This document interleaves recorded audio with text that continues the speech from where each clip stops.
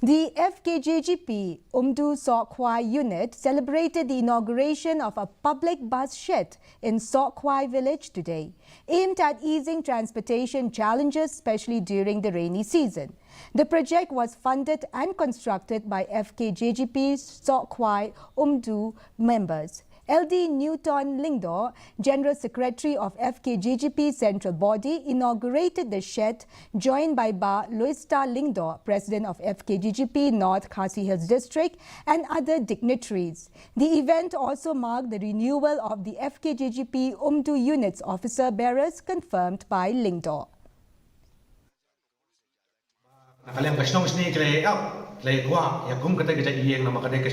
Jaga kalau junction nila orang sekarang naik lenti kalau kebun isnong di pelong nanti yang jaga kali masuk tenan ya kajing tri sitom ke jompi jong ke sokwai umbu net ya kapal pelawan perolong ya kawai nak kajing kuat jong kini kisan isnong sini habai deh pakai kas sama kali ya kentu hiru epi ba omdei tang bencana ba kengklet no naik pet semua mereka amarat senai ka hak kerteng jong kaseng.